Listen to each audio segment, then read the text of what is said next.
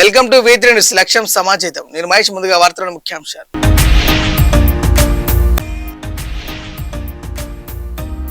నిరుద్యోగ యువతకు కేంద్రం గుడ్ న్యూస్. రామగుండంలో ఉచిత DTP గ్రాఫిక్ డిజైనింగ్ కోర్సుల ప్రారంభం.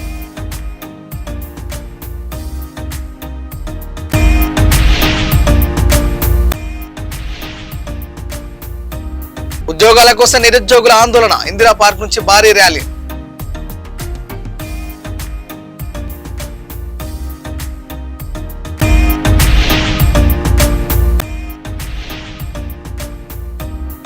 SKUలో మహిళల భద్రతపై అవగాహన సదస్సు.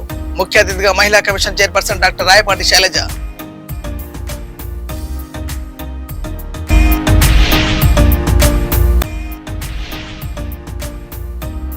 ఒక్కసారిగా వేడెక్కిన తమిళనాడు రాజకీయాలు. ఉదయనిధి అరెస్టుతో రచ్చరచ్చ.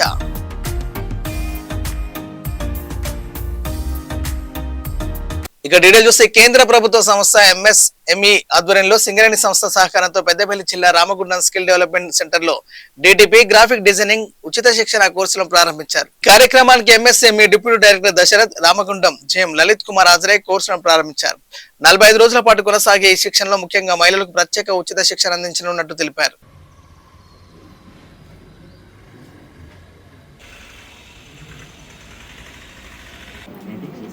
సోనియా GM సార్ పోరాడడం అయింది. Good morning sir.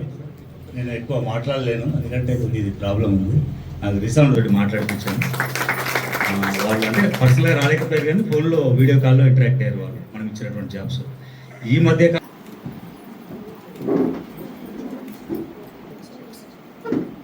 పవిత్ర,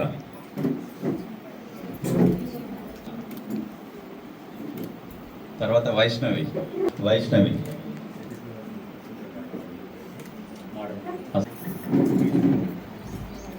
కూడా ఫైనల్గా 90 మందితో బ్యాచ్ సెట్ అయింది. $1 మిలియన్ వచ్చిన ఒకటే ఉంది. నేను జాయింట్ డైరెక్టర్ గారు కూడా ఫోన్ చేశాను ఇంతకుముందు. సార్ మీరు రావాలి, బ్యాచ్ స్టార్ట్ చేద్దాము, మా సెంటర్ ఐడియల్గా ఉంటుంది అని చెప్పేసి ఒక లెటర్ పెట్టడం జరిగింది. సార్ ఒక క్వశ్చన్ వేసిండు, దానికి నా దగ్గర ఆన్సర్ లేదు.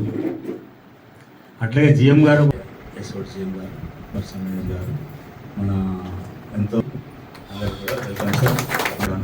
ఫైనల్గా 90 మందితో బ్యాచ్ సెట్ అయింది. $1 మిలియన్ వచ్చిన ఒకటే ఉంది. నేను జాయింట్ డైరెక్టర్ గారు కూడా ఫోన్ చేశాను ఇంతకుముందు. సార్ మీరు రావాలి, బ్యాచ్ స్టార్ట్ చేద్దాము, మా సెంటర్ ఐడియల్గా ఉంటుంది అని చెప్పేసి ఒక లెటర్ పెట్టడం జరిగింది. సార్ ఒక క్వశ్చన్ వేసిండు, దానికి నా దగ్గర ఆన్సర్ లేదు. అట్లాగే గోదావరి ఖని RG1 ఏరియాలో తిలక్ నగర్లో ఉన్న Singareni collieries skill development centre ద్వారా ఈ రోజు నుంచి DTP మరియు సెల్ఫ్ ఎంప్లాయ్మెంట్ ప్రోగ్రాంలో 45 రోజుల కోర్సులో ప్రారంభించుకోవడం జరిగింది. దీనిని సింగరేణి కాలరీస్ వారు మరియు MSME సెంట్రల్ గవర్నమెంట్ సంస్థ, ట్రైనింగ్ ఇచ్చే సంస్థ, 2 సంస్థలు కలిసి నిర్వహించడం జరుగుతున్నది. దీనికి గోదావరి ఖని మరియు చుట్టుపక్కల ప్రాంతంలో ఉన్న యూత్ అందరూ కూడా ఒక 90 మంది ఆల్రెడీ నమోదు చేసుకోవడం జరిగింది. ఇది 3 బ్యాచ్ల కింద 30, ప్రతి బ్యాచ్లో 30 కింద 3 బ్యాచ్లు వరుసగా నిర్వహించడం జరుగుతుంది. ఇందులో ప్రత్యేకత ఏంటంటే MSME సంస్థ వారు స్వయం ఉపాధి అనే దాని మీద ఫోకస్ ఎక్కువ పెట్టి ఉద్యోగాలు చేసుకున్న వాళ్ళు ఉద్యోగాలు చేసుకోవడం, అట్లా కాకుండా స్వయం ఉపాధితోని వారికి వారు ఉపాధి కల్పించుకుంటూ ఇంకా కొద్ది మందికి ఇంకో 2, 3, 4 చేసే యొక్క దానికోసం ప్రయత్నం జరుగుతున్నది. యువకులు ఎంతో ఉత్సాహంగా ఇందులో పాల్గొంటున్నారు. వారు మెంటర్షిప్ అన్న కార్యక్రమంతో, అంటే దగ్గర ఉండి వాళ్ళకు పిల్లలకు ట్రైనింగ్ ఇచ్చేసి వాళ్ళు ప్రొడక్ట్ లాంచ్ చేసి మార్కెటింగ్ చేసి ఆదాయం వచ్చిందాకా కూడా దీన్ని మనం ట్రైనింగ్ ఇవ్వడం జరుగుతుంది. ఈ యొక్క స్కిల్ డెవలప్మెంట్ సెంటర్ని మన గౌరవ ఉప ముఖ్యమంత్రి బట్టి విక్రమార్క సార్, మన IT మినిస్టర్ గారు శ్రీ శ్రీధర్ బాబు గారు, స్థానిక ఎమ్మెల్యే గౌరవ మక్కాన్ సింగ్ రాజ్ ఠాకూర్ గారు మరియు సింగరేణి MD బుద్ధప్రకాష్ సార్, వీరి యొక్క సూచనల మేరకు దీన్ని ముందుకు చేసుకుపోతున్నాం.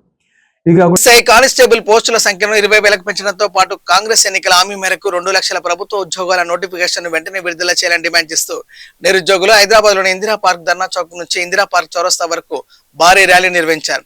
ర్యాలీని పోలీసులు అడ్డుకోవడంతో నిరుద్యోగులు రోడ్డుపై బైఠాయించి నిరసన తెలిపారు. ఎన్నికల సమయంలో తమను గుర్తుపెట్టుకున్న కాంగ్రెస్ ప్రభుత్వం అధికారంలోకి వచ్చిన తర్వాత నిరుద్యోగులను విస్మరించిందని ఆవేదన వ్యక్తం చేశారు.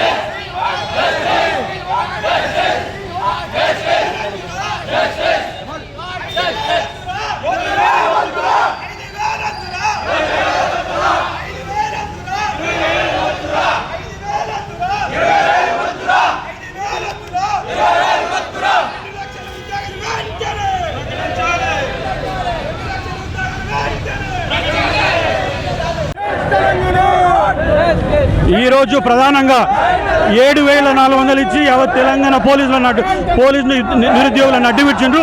20,000 నోటిఫికేషన్ విడుదల చేయాలని ప్రధాన డిమాండ్తో ఈరోజు చౌరస్తాలో భారీ ఎత్తున నిరసన ప్రదర్శన చేయడం జరిగింది. ఇది ప్రభుత్వానికి కనువిప్పు కలగాలి. ఇమ్మీడియట్గా దాదాపు 20,000 పోలీసు ఉద్యోగాలు ఇమ్మీడియట్గా భర్తీ చేయాలని డిమాండ్ చేస్తా ఉన్నాం. ఎందుకోసం అంటే సాక్షాత్ ముఖ్యమంత్రి కాదా 15,000 తగ్గకుండా ఇస్తామన్నాడు. కాబట్టి ఇమ్మీడియట్గా భర్తీ చేయాలని చెప్పేసి మేము డిమాండ్ చేస్తా ఉన్నాం. నా పేరు శ్రీకాంత్ రాథోడ్, నాది అచ్చంపేట డిస్టిక్. మాకు ఇక్కడ కాంగ్రెస్ గవర్నమెంట్ వచ్చినప్పుడు 20,000 ఉద్యోగాలు ఇస్తాం, 2 లక్షల ఉద్యోగాలు అని చెప్పారు. అన్నీ కలుపుకొని 2 లక్షలు అన్నారు కదా, దానిలో ఇప్పటివరకు ఒక్కటి కూడా ఇవ్వాలి. అందులోన కానీ ఎస్ఐపిసి నోటిఫికేషన్ కూడా డీజీపీ కూడా చెప్పిన 19,000 ఉద్యోగాలు ఖాళీ ఉందని చెప్పి. కానీ ఆయన ఇచ్చింది ఏంది 7,000 ఉద్యోగాలు. అందులోనే హైదరాబాద్ కానీ మల్కాజ్గిరి జోన్లో కానీ వాళ్ళు కూడా ఇప్పటివరకు ఏ నోటిఫికేషన్ లేదు. వాళ్ళు కూడా ఇక్కడ చాలామంది బాధితులు ఉన్నారు. వాళ్ళ గ్రౌండ్ చేసుకున్న టైంలో రోడ్ మీద రావడం వచ్చి మాకు ఏం అవసరం ఉంది ఇక్కడ? మేము ఎందుకు వచ్చినాం రోడ్ మీదకి? అదేమో ఈ ఫీజుల విషయంలో కూడా కానీ వాళ్ళ మేనిఫెస్టోలో కానీ 42వ పేజీ నెంబర్లో కానీ ₹1 తీసుకోకుండా మేము అప్లికేషన్ ఫీజు అసలు ₹1 కూడా తీసుకోమని చెప్పారు. కానీ ఈరోజు 1,500 ఫీజులు వసూలు చేస్తారు. మాకు గ్రౌండ్ చేసుకునేటోళ్ళకు ఈ టైంలో వీళ్ళందరూ రోడ్ మీద రావాల్సిన అవసరం లేదు. మా పాలమూరు మహబూబ్నగర్ మాది జోగులాంబ జోన్కి 4 సివిల్ ఎస్ఐలు ఉన్నాయి. వీళ్ళకు గెలిపించి 4 సంవత్సరాల నుంచి మేము వెయిట్ చేస్తాం 4 సివిల్ ఎస్ఐ కోసమా? ఇంత దౌర్జన్యమైన ప్రభుత్వమా ఇది? ఇదే మేము చెప్తున్నాం. ఖబర్దార్ రేవంత్ రెడ్డి గారు, మీ కాంగ్రెస్ ప్రభుత్వం కానీ ఎవరైనా కానీ, అదే రాహుల్ గాంధీ అరెస్ట్ అయిన రోజు అలా ఎమ్మెల్యేలు, అలా మినిస్టర్లు, వాళ్ళ కార్యకర్తలు ఈరోజు కనిపిస్తలేరా? కార్యకర్తలకి ఇక్కడ నిరుద్యోగుల బాధ కనిపిస్తలేదా? ఏడున్నారా ఆ కార్యకర్తలు? వాళ్ళ ఎమ్మెల్యేలు ఎడికి పోయారు, వాళ్ళ మంత్రి ఎడికి పోయిండు, ఆ రేవంత్ రెడ్డి ఎడికి పోయిండు. అసలుకి ఇంత కూడా కామన్ సెన్స్ లేని గవర్నమెంట్కి అసలుకి ఎందుకు గెలిపించినామని మాకు అనిపిస్తుంది ఇప్పుడు వరకు. త్వరలోన 10,000 మందితో సెక్రటరీ అనేది ముట్టడిస్తున్నాం మేము. ఇది బరాబర్ చెప్తున్నాం, నిరుద్యోగుల జేసు నుంచి తెలుపుతున్నాం మేము. అది త్వరలోనే జరగబోతుంది. జై తెలంగాణ. అనంతపురంలోని శ్రీకృష్ణదేవరాయ విశ్వవిద్యాలయం ఇంజనీరింగ్ విభాగ సమావేశ మందిరంలో మహిళల భద్రత, సైబర్ అవగాహనపై ప్రత్యేక సదస్సు నిర్వహించారు. ఈ కార్యక్రమానికి రాష్ట్ర మహిళా commission chairperson doctor Rayapati Sailaja ముఖ్య అతిథిగా హాజరై జ్యోతి ప్రజ్వలన చేసి కార్యక్రమాన్ని ప్రారంభించారు. అనంతరం ఆమె మాట్లాడుతూ మహిళలు, విద్యార్థినులు stalking, cyber stalking, social media మోసాలు, డిజిటల్ భద్రత వంటి అంశాలపై అవగాహన పెంపొందించుకోవడం అత్యంత అవసరమని అన్నారు.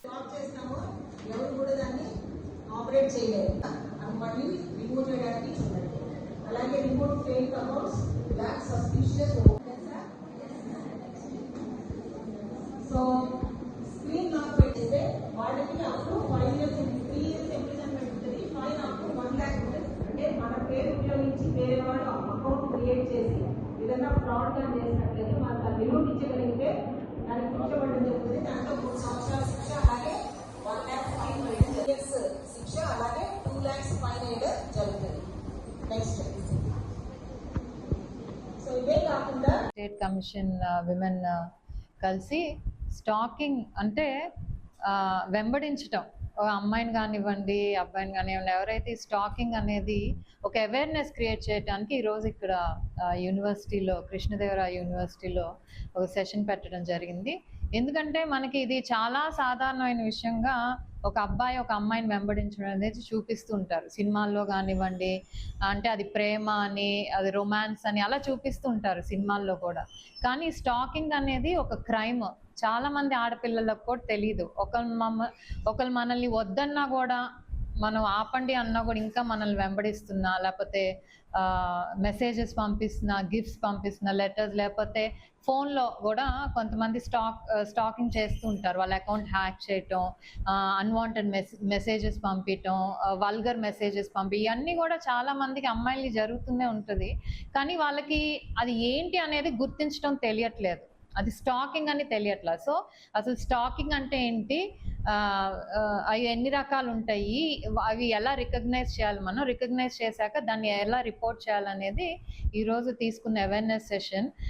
ఎందుకంటే చాలామంది ఇందాక సుప్రజ గారు ఐపీఎస్ కూడా మాట్లాడేటప్పుడు కొన్ని కేస్ స్టడీస్ కూడా చెప్పారు. ఆడపిల్లలే కానివ్వండి, గర్ల్సే కాదు, పెళ్ళైన వాళ్ళు కూడా ఈ స్టాకింగ్కి వేధించబెట్టడం, దానివల్ల వాళ్ళ కుటుంబాలు కోల్పోవటం, లేకపోతే చివరికి ఆత్మహత్య చేసుకోవటం, ఇలాంటి సంఘటనలు జరుగుతున్నాయి. సినిమాల్లో ఏదేదో చాలా అంటే ఒక రొమాన్స్ లాగా చూపిస్తుంటారు, కానీ వాస్తవంలో స్టాకింగ్ అంటే రొమాన్స్ కాదు, అదొక క్రైమ్. కాబట్టి దాన్ని ఆడపిల్లలు ముఖ్యంగా ఈ టైంలో ఏదైతే మనకి సైబర్, ఇంతకుముందు ఫిజికల్ స్టాకింగ్ అంటే మనిషి మనల్ని ఫాలో అవటం, లేకపోతే మనం చదువుకోవటానికి వెళ్ళినా, వర్క్కి వెళ్ళినా అక్కడికక్కడ వాళ్ళు అలా ప్రత్యక్షం అయ్యేవాళ్ళు అనమాట, అంటే ఫాలో చేయటం. ఇప్పుడు ఏంటంటే ఫిజికల్ కంటే కూడా సైబర్ స్టాకింగ్ ఎక్కువైపోయింది. ఫోన్లో మన ఫోన్ హ్యాక్ చేయటం, మన మెసేజెస్ చదవటం, లేకపోతే మనకి మెసేజెస్ పంపించడం, అకౌంట్స్ క్రియేట్ చేయటం, మార్ఫ్ చేయటం, ఇవన్నీ జరుగుతుంది. కాబట్టి వీటిని ఎలా రికగ్నైజ్ చేసి రిపోర్ట్ చేయాలనే దాంట్లో ఈరోజు అవేర్నెస్ సెషన్ తీసుకోవడం జరిగింది. తమిళనాడులో రాజకీయాలు మరోసారి వేడెక్కాయి. డిఎంకే నాయకుడు ప్రతిపక్ష నేత ఉదయనిధి స్టాలిన్ పోలీసులు ఆయన చెన్నై నివాసాలను అదుపులోకి తీసుకున్నారు. తంజావూరులో కావేరీ అంశంపై నిర్వహించిన నిరసన కార్యక్రమంలో చేసినట్టు ఆరోపిస్తున్న వివాదాస్పద వ్యాఖ్యల నేపథ్యంలో భారతీయ న్యాయ సంహితలోని పలు సెక్షన్లతో పాటు తమిళనాడు పబ్లిక్ హెల్త్ చట్టం, ఐటీ చట్టం కింద కేసు నమోదు చేసి చర్య చేపట్టారు. ఈ వివాదంలో నటి త్రిషను ఉద్దేశించి అసభ్యకర వ్యాఖ్యలు చేసినట్టు ఆరోపణలు రావడంతో టీవీకే బీజేపీ నేతలు తీవ్రంగా ఖండించి చర్యలు తీసుకోవాలని డిమాండ్ చేశారు.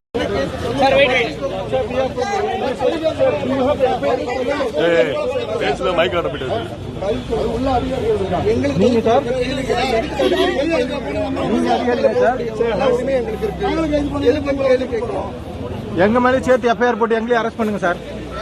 ஹலோ எஸ்பிபி யாரு சார்? நாங்கள் ஒரு எம்எல்ஏ சேர்த்து எஃப்ஐஆர் போடுங்க. ஹலோ பதில் சொல்றதுக்கு ரெடியா இல்ல. வந்தவொடனே வீரமா பேசினாரு, பட்டுன்னு பொசிஷன் ஆஃப் ஆயிட்டாரு. வந்தவொடனே வீரமா பேசினாரு, பட்டுன்னு பொசிஷன் ஆஃப் ஆயிட்டாரு.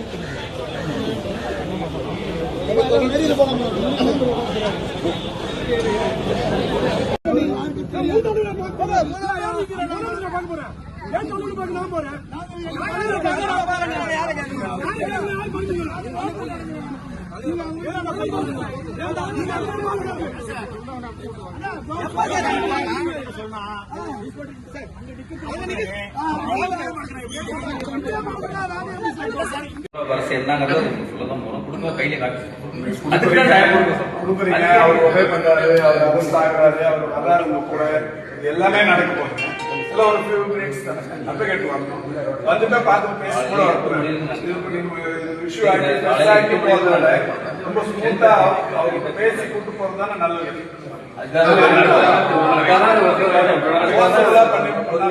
அப்படியே ஸ்மூத்தா வரந்தாலும் சொல்றாங்க, எங்க வெளில போல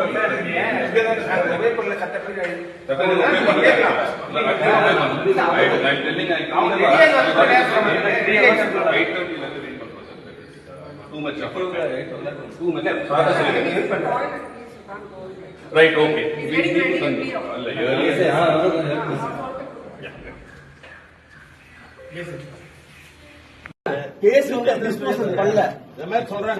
நீங்க இன்ஸ்ட்ரக்ஷன் வாங்கிக்கோங்க. நீங்க கேட்டுட்டு இன்ஸ்ட்ரக்ஷன் உங்களுக்கு இல்லன்னா நீங்க பண்ணுங்க சார். நீங்க இன்ஸ்ட்ரக்ஷன் வாங்காம எப்படி சார் கூட்டிட்டு போக முடியும்?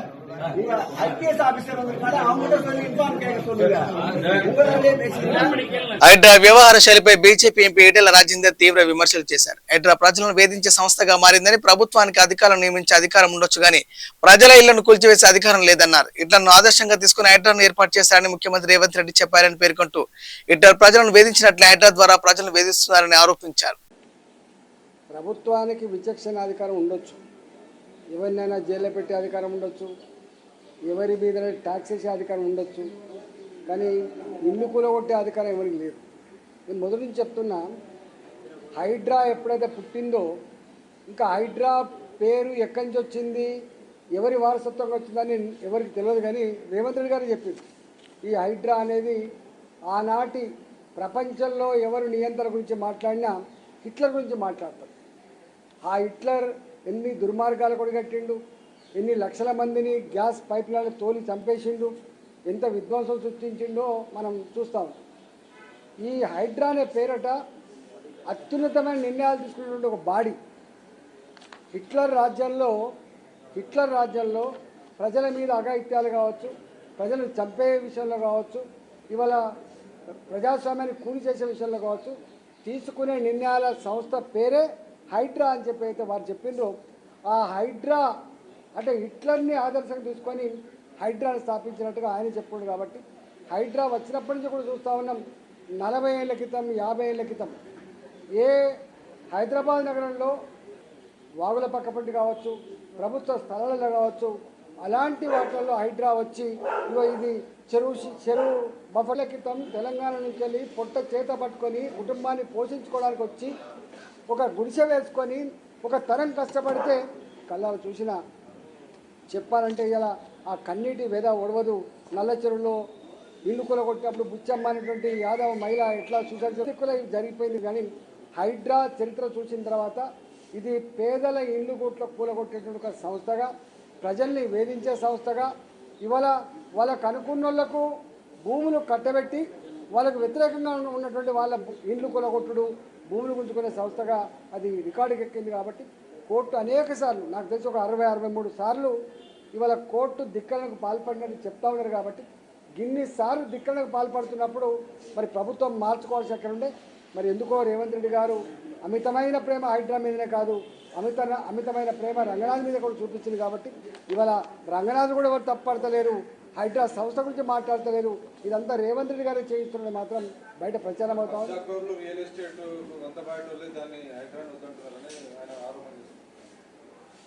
ఇది దాని మీద పోలింగ్ పెడితే మీలాంటి టీవీలల్లా ఈ హైడ్రా చేస్తున్న పని గొప్పగా ఉందా చెడ్డగా ఉందా అని చెప్పి మీరు పోలింగ్ పెడితే దాన్ని బట్టి తెలుస్తుంది కదా.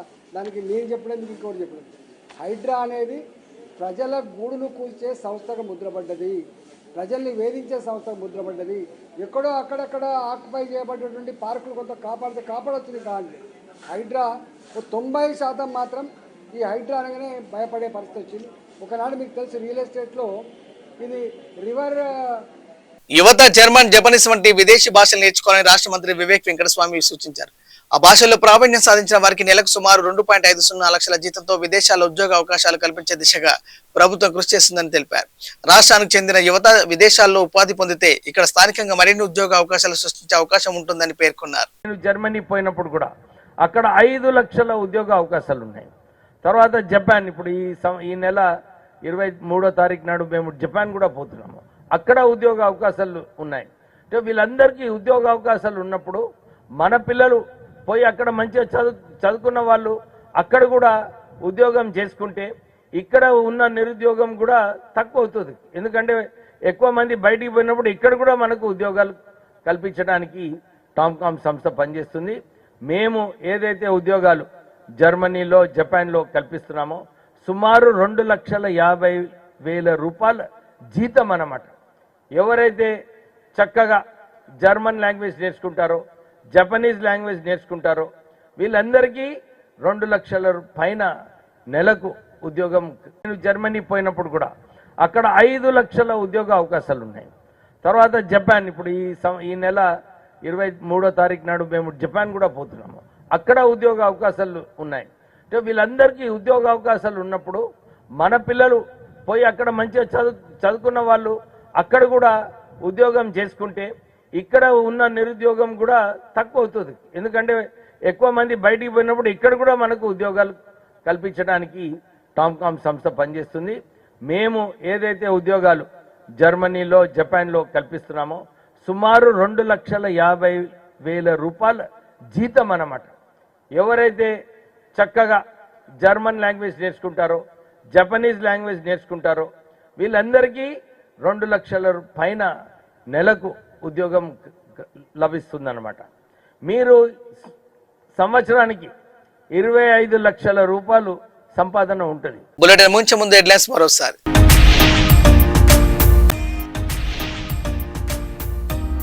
నిరుద్యోగ యువతకు కేంద్రం గుడ్ న్యూస్. రామగుండంలో ఉచిత DTP గ్రాఫిక్ డిజైనింగ్ కోర్సుల ప్రారంభం.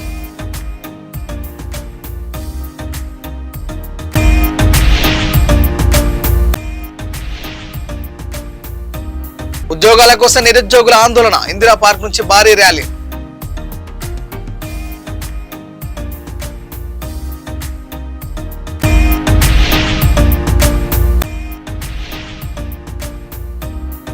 SKUలో మహిళల భద్రతపై అవగాహన సదస్సు.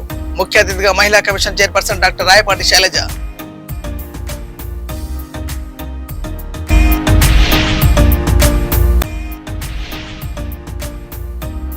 ఒక్కసారిగా వేడెక్కిన తమిళనాడు రాజకీయాలు. ఉదయనిధి అరెస్టుతో రచ్చరచ్చ.